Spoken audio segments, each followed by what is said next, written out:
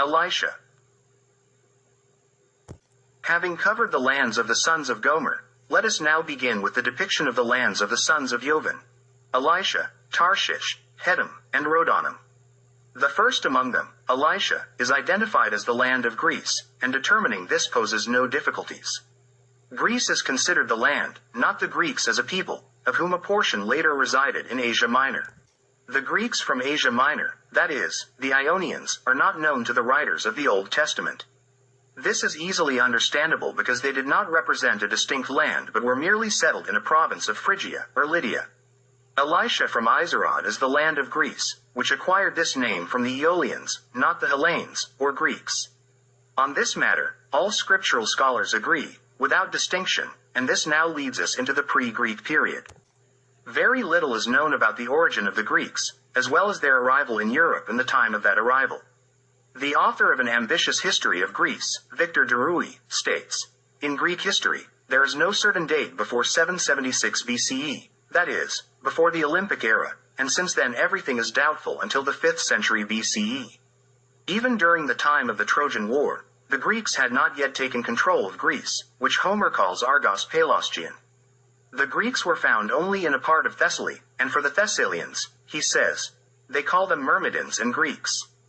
Greece at that time belonged to another people, primarily the Pelasgians, which was divided into several smaller tribes, and one of those tribes was called the Aeolians, from which Greece got its name Elisha in the Old Testament. The Pelasgians are Serbian Pelans, after whom the Mediterranean Sea got its name, Pelag. The Pelasgians are also mentioned as Pelagoni, Peloni, Pelasti, Peoni, and Panoni, all names of the same tribe, with the form of the name varying depending on the language, place, and time it is mentioned.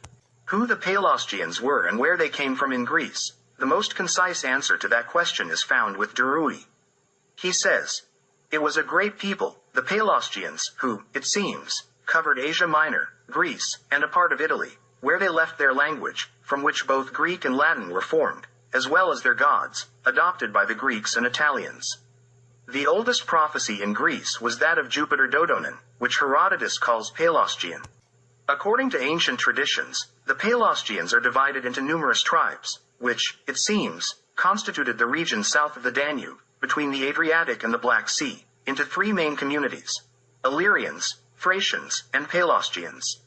We will call these Pelasgians Hellenic, to distinguish them from those who migrated to Italy. All the tribes in the mentioned regions were, it seems, very closely related. In legends, many deities, revered by the earliest peoples of Greece, often came together and entered the land through Macedonia and Thessaly. 90.1, page 40. A little later, the same writer says, the Pelasgians came to Greece from the north and occupied the entire land.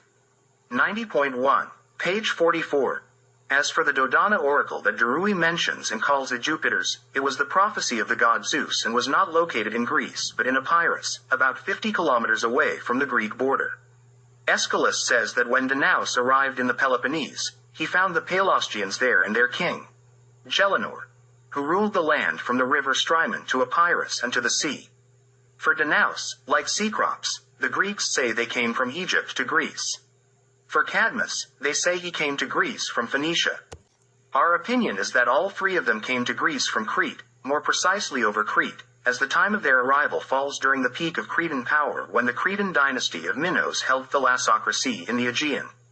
For centuries in ancient Greece, they portrayed Crete and the Minos dynasty in the darkest colors through poetry and theaters. That's why they said Danaus, who ruled in the Peloponnese, and Cecrops, who ruled in Athens, came straight from Egypt, without mentioning the hated Crete. For Danae, they say he was the son of Bello and had a son named Bello, the progenitor of the ruling house of Bellici. Strabo says that the Greeks considered the following names as foreign, barbaric, as they put it: Kekrop, Kodrus, Aklis, Kotos, Drymas, and Krianos. To these names, we should surely add Danae, Bellish, and Cadmo. And these are all names of rulers and famous historical figures from pre-Hellenic Greece. Hecataeus of Miletus wrote that all of Greece was inhabited by barbarians before the Hellenes. 86.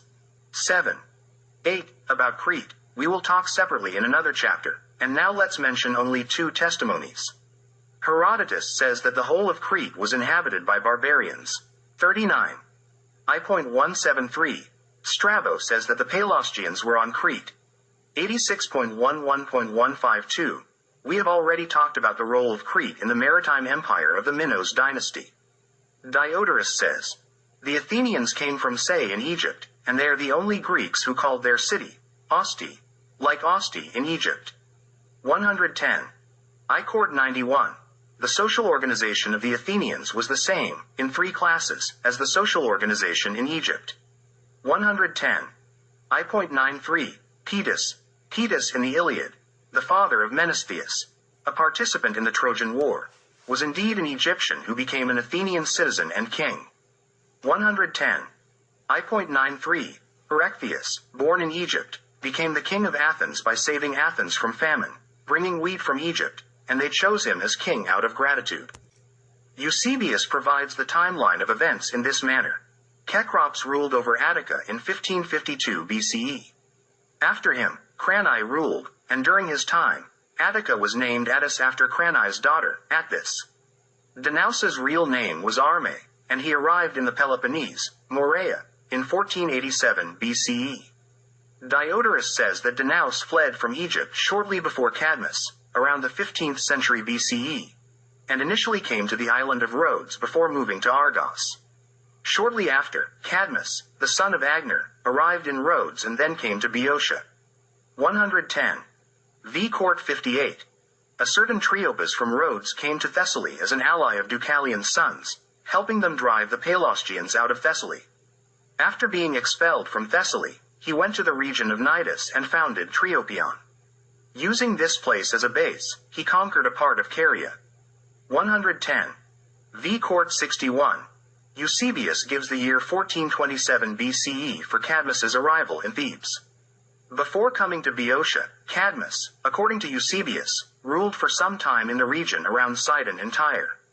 Now, let's connect all these events. As we can see from the provided quotes, the Greeks came from Egypt to modern Greece, where the Pelasgians lived at that time. Initially, they coexisted with the Pelasgians, and as they multiplied and grew stronger, they gradually displaced or assimilated them in Greece. The question arises: who are the Greeks, and how did they end up in Egypt? How did people with Serbian names bring them to Greece?